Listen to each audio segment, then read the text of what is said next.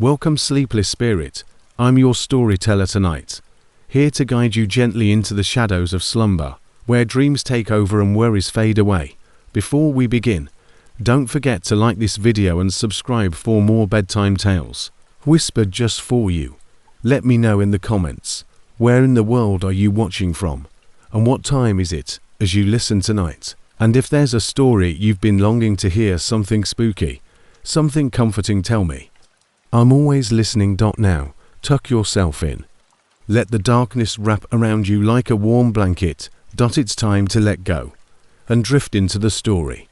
I work part-time at Dollar Tree, and I have to tell you about this one night that still bothers me every time I think about it. Trust me, I wasn't expecting anything strange when I showed up for my shift, but after that night, I don't even know how to explain what happened. So let me start at the beginning. It was just a typical Tuesday night graveyard shift. At night, the store is mostly empty, and the quiet is, well, creepy, but I'd gotten used to it. You would think that after working there for a while, I would be accustomed to the strange noises and flickering lights.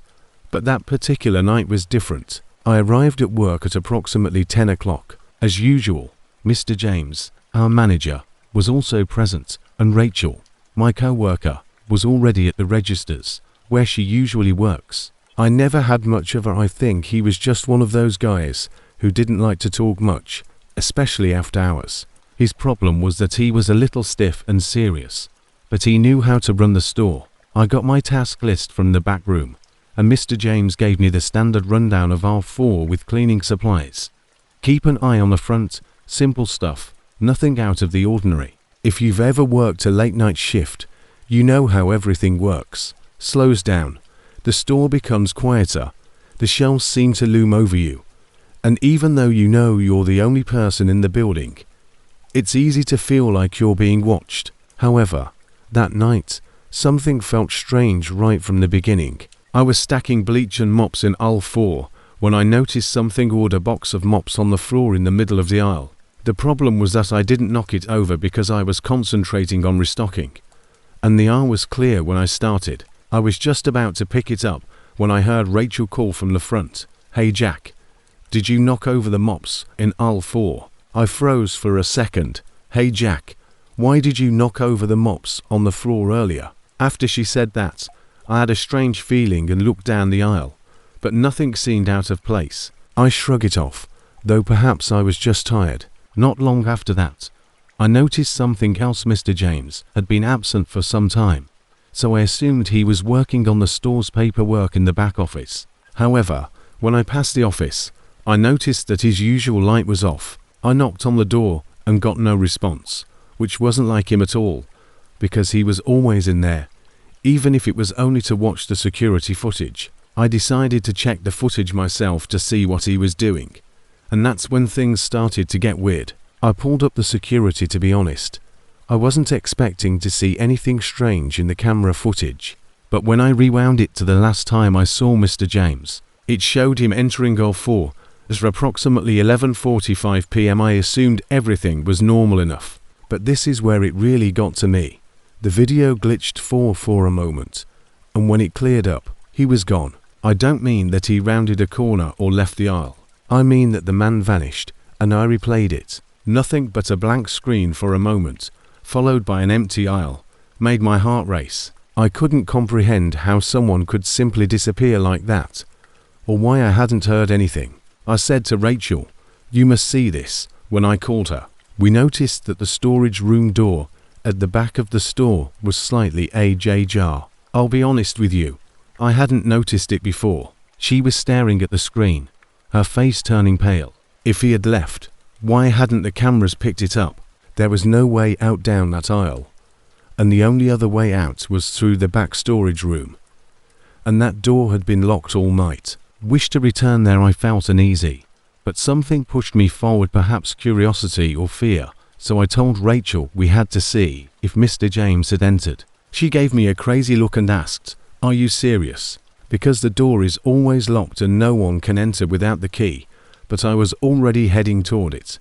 The store creaked as I pushed it open, and as soon as I entered, I felt as though the temperature had dropped suddenly. To be honest, I had never seen that door open in the months I'd worked there, but there was a narrow staircase leading down into what appeared to be nothing.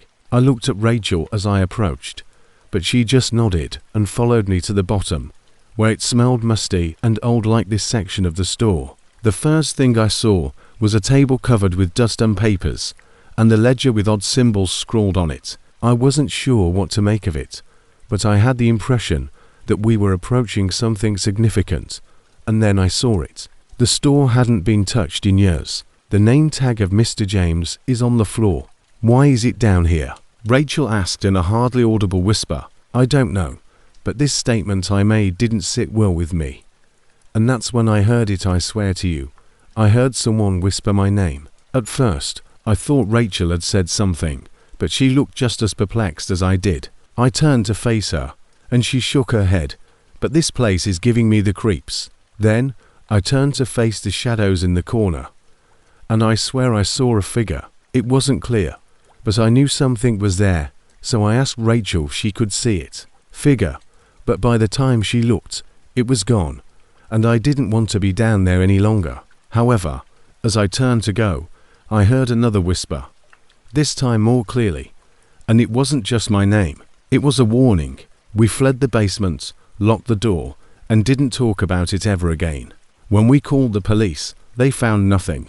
The basement was empty, and the cameras revealed nothing strange. The store continued to operate as if nothing had happened, and eventually they hired a new manager. But every time I enter that Dollar Tree, I can't get rid of the feeling that something is watching me. So, here's the question for you.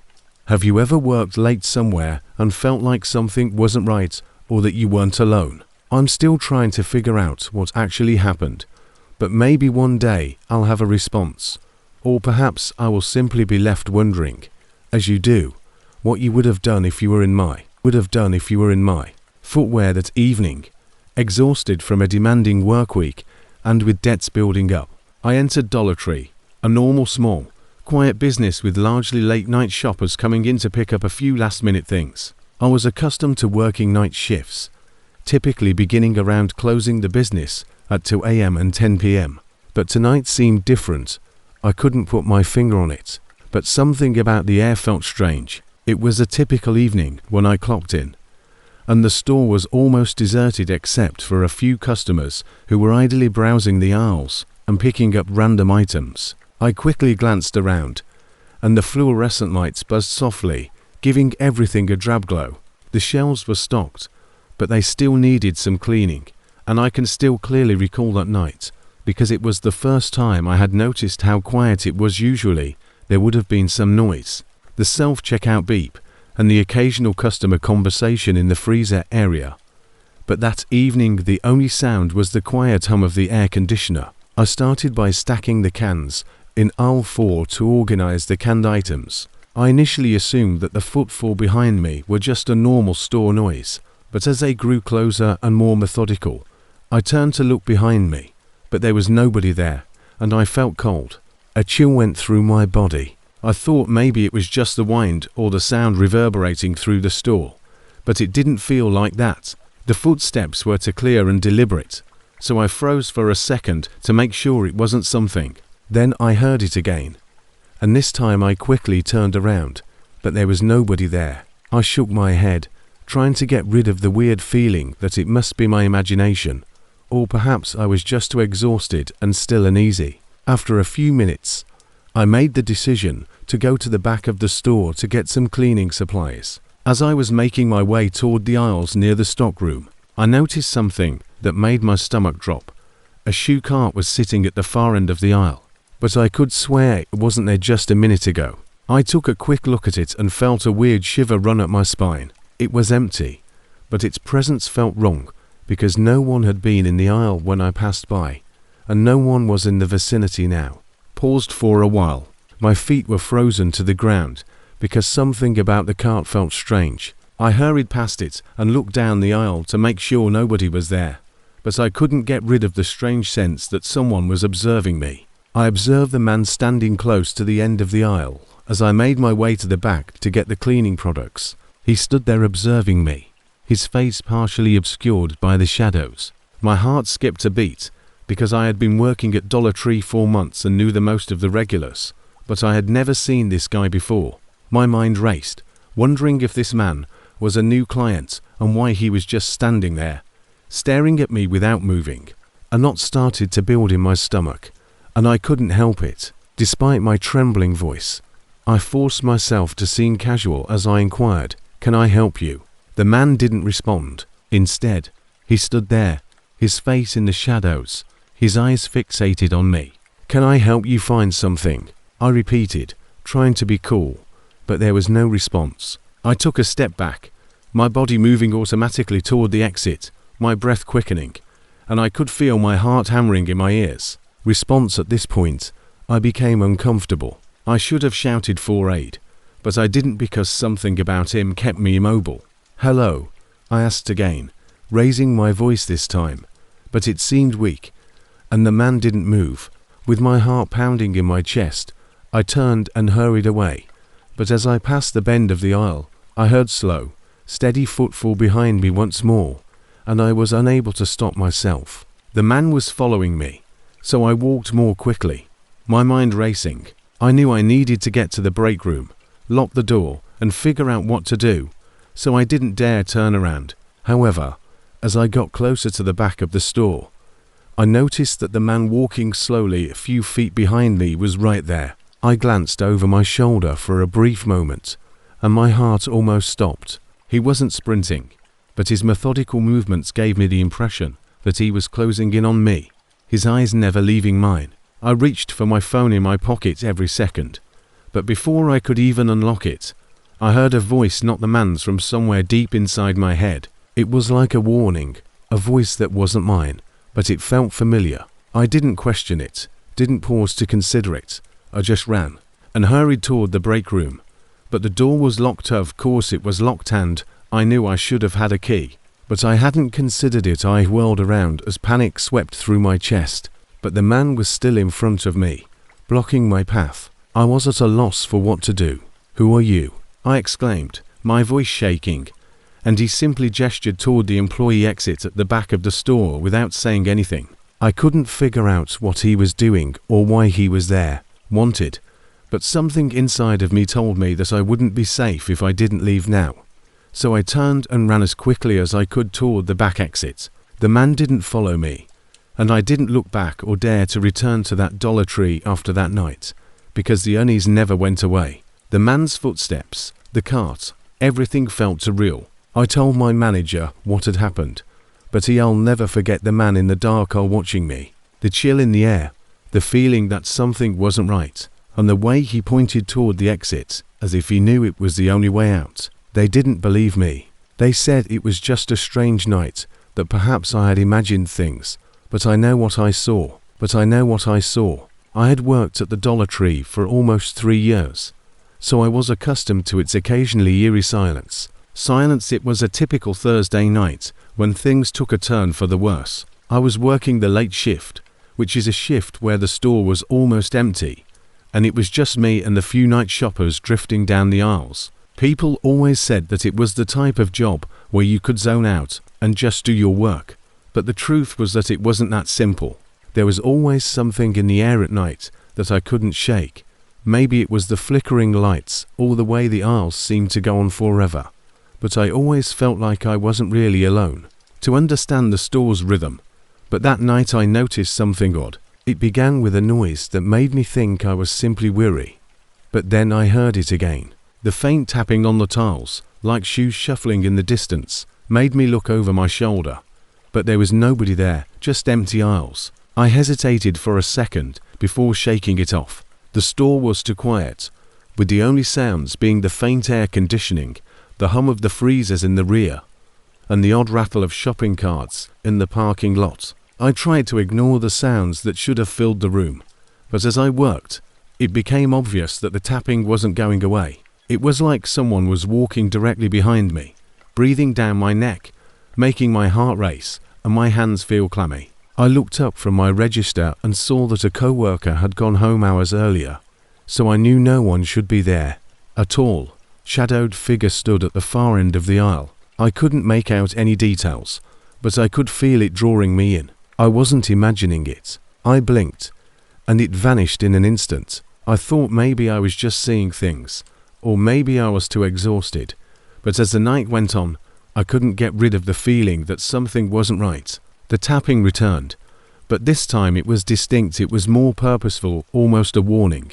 A faint voice said, "Don't look back," but I did, of course, and there it was, standing in the aisle directly behind me. This time, the figure was much closer. I could almost see its features, its long, pale fingers, its hollow eyes, and my blood ran cold. I froze, unable to move or scream, and the store felt like it was suffocating. The shadows appeared to move and change around me, closing in. It seemed as though the walls themselves were breathing, and then all of a sudden the lights flickered, and then everything went dark. I stood there, my heart racing, breathing shallowly, trying to get used to the completely dark environment. The silence was deafening, and even though I couldn't see the figure approaching, I could feel its presence. Then I heard a whisper, "You're not leaving," and a wave of fear swept over me, and I automatically reached for my phone, but I couldn't find it. I frantically looked in every pocket, my hands shaking wildly, until I realized it had fallen out of my pocket and was gone. The whisper was stronger this time. "You belong to the store." I could feel the air getting heavier as I retreated toward the door, but no matter how hard I tried, the aisles appeared to go farther. The store was playing tricks on me, trapping me in its labyrinth. Just when I thought I could take it no more, the lights returned, but the store had changed. The aisles, shelves, and signage were all twisted and bent, and it had become into a maze. I turned around to find the figure again, but this time it wasn't by itself. Shadows were moving in all directions, closing in on me, and the floor was sinking with every step I made. I wasn't sure which way was out anymore. The walls were closing in. I was unable to breathe, and I could hear the whispers, "This is where you belong." As I stood in the center of the store, my heart was racing, but it wasn't just fear. It was also confusion, because everything around me seemed off. The aisles felt like they had somehow twisted and stretched, growing longer, and the shelves now loomed too tall for a typical Dollar Tree. Not only did the building feel different, but I also felt as though something inside of me had changed. I was no longer just the girl working the night shift, mindlessly stocking shelves and waiting for time to pass. I was now a part of whatever this was, and I wasn't sure if I was just imagining it or if I was actually trapped in some nightmare. The low hum of the refrigerators and the buzzing fluorescent lights overhead seemed amplified in this strange version of the store. Different reality, every aisle seemed to hold a different version of reality. As I forced myself to walk slowly toward the back of the store, one aisle seemed to go on forever, and I knew I had never been down it before. It was filled with things I had never seen before, including strange dolls with eyes that followed me as I moved, dust-covered picture frames and books with unreadable covers. I could hear it again that I wanted to turn around, but something inside me told me not to. A voice in my head said, "Don't look back, don't you dare," but I couldn't stop myself. The tapping had become louder and more persistent, and this time it was coming from behind me. I turned to see it standing a few feet away. The form was more pronounced now, with hollow eyes and ashy skin, and there was a spooky, strange radiance to its presence. It didn't move, but it seemed to be creeping closer to me with every breath I took. I froze, my body shaking, but my feet wouldn't move. My body deceived me and locked me in place even as my head cried out for me to run. The voice sounded icy, as if it were saying, "You're not leaving this. This is where you belong." The whisper was louder this time, wasn't coming from the figure, but rather from the walls surrounding me, echoing through the aisles like a warning. I tried to scream, but my voice got stuck in my throat, and my chest constricted as if the room's air were being drawn out. I also had a weird feeling in my stomach, like something heavy and dark was taking root inside of me. The longer I looked at the figure, the more I saw that its hands were long and twisted, their claws and fingers unnatural. I felt a tremendous sense of dread, as if every part of me was being drawn toward it. I staggered back, turning to flee, but the store I used to know had changed, and the aisles had turned into a never-ending labyrinth where every step took me deeper into the shadows. My heart fell when I realized my phone was missing from my pocket when I reached for it once more. I felt a wave of panic, but I wasn't sure if I was actually stuck or if I was going crazy. I kept running, but no matter how quickly I went, I was unable to locate the exit. The fluorescent lights overhead flickered, creating eerie shadows on the ground. And then I heard it once more. I felt as though someone was breathing down my neck because of how near the tapping was this time. I turned quickly in the hopes of seeing the figure, but all I saw was shadows. It was then that I realized something I hadn't seen before. The other shoppers were all standing motionless, like the figurine's mouse. Their eyes were hollow. I tried to move, but the air felt heavier now, thick with the weight of something oppressive. The store had changed from being a place of aisles and shelves to something much worse, alive and breathing, and they were staring at me with an unsettling vacant gaze. Then I heard the whisper again, this time right in my ear. You're part of it. Now you can't leave. I turned to face the speaker, but there was nobody around, just the store, and I had the impression that I was now part of something bigger and darker than myself. Working the night shift at Dollar Tree isn't particularly exciting, but I've gotten used to it. With its peaceful aisles and the comforting hum of the fluorescent lights, the store now feels almost like a second home. Most nights are uneventful, with me replenishing shelves, assisting the occasional late-night customer, and conversing with my co-worker Lisa if she's around. But when he first appeared, some 3 months ago, he wasn't like the typical US clientele who came in for inexpensive snacks or last-minute party supplies. This middle-aged man in a beige jacket seemed uninterested in purchasing anything. He would enter, browse the aisles, and then leave without saying anything. At first, I assumed he might be homeless or searching for a particular item that he couldn't find, but he returned every night, so I didn't give it much thought. There are peculiarities, and some simply enjoy browsing, but there was something strange about him. He moved in a slow, deliberate rhythm, as if he wasn't there, and no matter what, he always ended up in aisle 3. One evening, while I was replenishing cleaning supplies, I noticed him standing motionless in aisle 3, staring at the sponges without touching them. He continued to stare for a very long time. He moved his head slightly, but he didn't look at me. I inquired in a steady but light voice, "Can I help you find something?" Since I was starting to feel uneasy, I simply needed to find something, and he spoke so softly that I could hardly hear him before I could ask him anything else. The following day, out of curiosity, I decided to watch the security footage to see if he had done anything after he turned and left the store. The footage was odd. The cameras weren't the best quality, but I could see him enter the store, go straight to aisle 3, and stand there for a few minutes before leaving. What caught my attention, though, was how the screen would flicker and freeze every time he moved, then resume. When he left the store, the camera completely froze, and when it started up again, he was gone. I rewatched the video 3 more times, but that didn't alter anything. Evening, I kept a close eye on aisle 3 during my shift, because I couldn't stop thinking about the man and the glitches. It felt like there was a connection, something I was missing.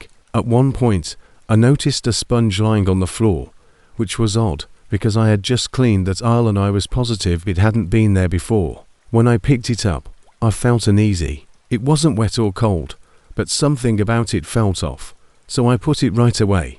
The following day, as we were organizing stock, I mentioned the man to Lisa in passing. "You mean the guy in the beige jacket?" she said in an uneasy tone. "Yeah, I've seen him a few times. He's weird, never buys anything, just stands there." I nodded, wondering if he had always been there. Lisa didn't always hesitate, but there was another person who made me think of him, a man named Jay Marsh. He used to work here prior to beginning Pleasant Guy, but one day he simply stopped showing up. The management said he probably quit, but no one ever heard from him again. What happened before he vanished? I asked Lisa, who looked toward aisle 3 and lowered her voice. He spent a lot of time there, almost as if he was obsessed with it. That evening, I made the decision to look around the back room to see if Jay Marsh had left anything behind. After looking through dusty boxes and piles of old paperwork, I discovered that the pages of a little, worn notebook, hidden under a shelf, were covered with furious scribbling, some of it hardly readable, and the same statement kept coming up. "He's looking for what's gone. Don't follow him." As I read it the following evening, I was pulled to aisle 3 once more. As I ran my palm down the wall behind the shelves, I saw a little space between 2 panels. Pressing against it, I sensed a change, exposing a small opening. My heart was racing, but I persisted out of curiosity and entered the passageway, which led to a tiny, dim room no larger than a closet. Inside, I discovered dusty shelves, a chair, and a single hanging light bulb. The handwriting on this notebook matched the first one, but it was more detailed, describing sightings of a man wearing a beige jacket. A few nights later, I saw him again, this time in aisle 3, staring at the same shelf. This time, I decided to confront him, asking him firmly, "What are you looking for?" He turned slowly, his expression unreadable. His repeated trips to aisle 3 and his obsession with finding something in particular stood out. He whispered softly, "It's not here anymore. Why do you keep coming back?" I asked, but he didn't respond. Instead, he turned and headed for the door, defying my better judgment. When he got there, he stopped and turned to face me, his eyes full of an odd sadness. "You shouldn't have followed me," he said. And then, just like in the video, he disappeared. Never again saw him. One evening, while cleaning the back room, I discovered a folded piece of paper tucked between some boxes. It wasn't dusty, as if someone had just placed it there, and it read, "Thank you, I found what I lost." I stood there for a while, staring at the words for a while, until Lisa and I stopped, and the store felt different, quieter, as if a weight had been lifted. Speaking of the man, even though we both stayed away from aisle 3 until it was absolutely essential, I occasionally get a slight chill when I walk by that location. Shadows gliding over me. Some mysteries are not meant to be solved, but I'm not sure who or what he was. A young couple named Lena and Ethan, who are eager for a new beginning, move into a charming apartment in a historic building. Lena expresses her enthusiasm as they discuss their aspirations to establish a family regarding their new life in this place. But as they start unpacking, Lena senses a strange, inexplicable tension. The flat is ancient, but it's still clean, and the windows let in lovely light. After the move, Lena remarks how weird it feels, but Ethan brushes it off as anxiety. When they arrive in the living room, Lena experiences a slight feeling of déjà vu, but she ignores it that evening as she rests in bed, detects tiny tapping noises coming from the corridor. She initially believes it's the house settling or an outside noise, but as the tapping gets louder, she starts to get nervous and wakes Ethan, who dismisses it, assuring her it's just the house. Lena feels restless for the remainder of the night. She can't get rid of the impression that something is amiss in the flat the following morning. Even though the sun is up, the air feels thick. Lena begins to have vivid dreams about a woman named Clara.